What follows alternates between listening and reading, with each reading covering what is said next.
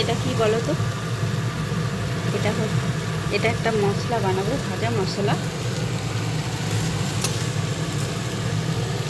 আর এইটা হচ্ছে একটা স্পেশাল রেসিপি, ম্যাঙ্গো গুড় দিয়ে সুইট ম্যাঙ্গো পিকল। এইটা ছাড়া তো হলে,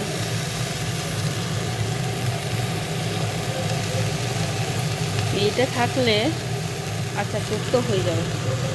এটা যদি থাকে না, আচার একদম খারাপ হয়ে যাবে। আর এইটা একটা বানাবো ভাজা মশলা।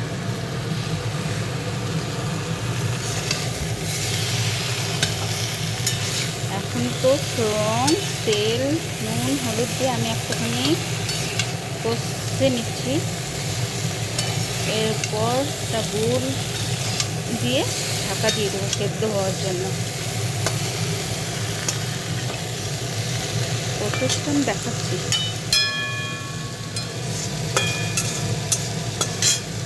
সবাই জানো মোটামুটি কীভাবে বানাতে হয়, কিন্তু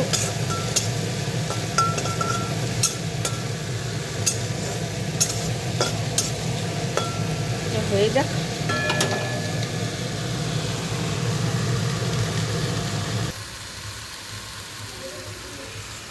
এই যে আবার চলে এসেছি অনেকক্ষণ পরে। এবার এর মধ্যে আমি দিয়ে দেবো গুড়।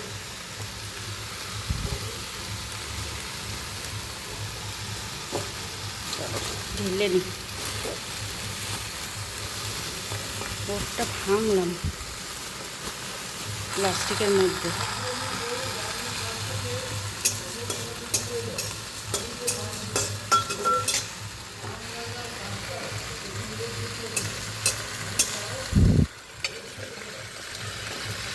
এর মধ্যে 2 কেজি আম আছে। আমটা যেহেতু টক নয়, তাই আমি 1 কেজির থেকেও কম গুড় দিচ্ছি। যদি হতো তাহলে প্রচুর গুঁড়ো লাগতো।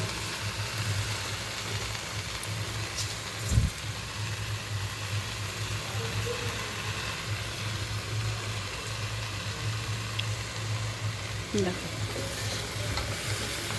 চলো।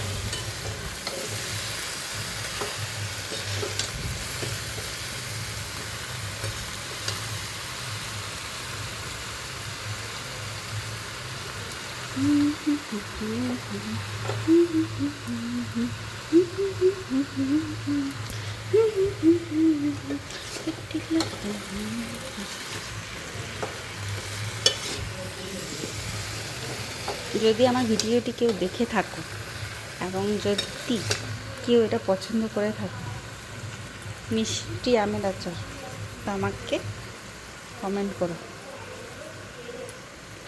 এবং তারা কিভাবে বানাও সেটাও আমাকে একটু জানিয়ে তো।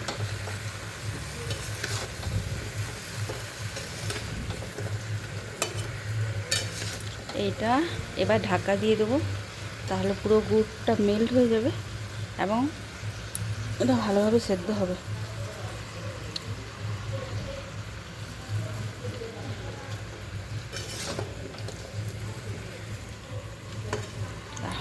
পরে আসছি।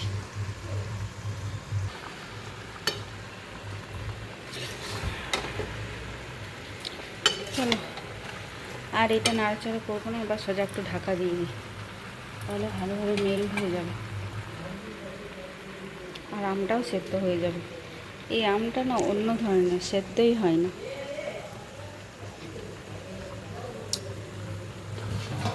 ঠিক আছে, চলো ঢাকা দিয়ে দিই।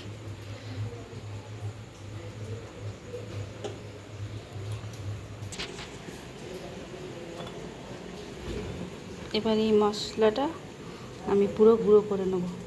যখন রান্নাটা কমপ্লিট হয়ে যাবে তার উপর থেকে এটা ছিটিয়ে দেবো। এটা যখন আচারের সঙ্গে মুখে লাগবে না, সেই স্বাদ।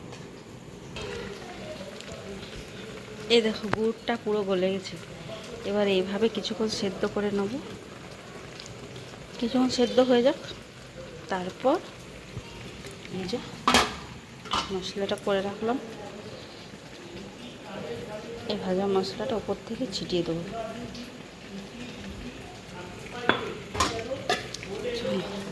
একটু পরে আসছি, ফাইনাল লুক শেয়ার করবো এবার।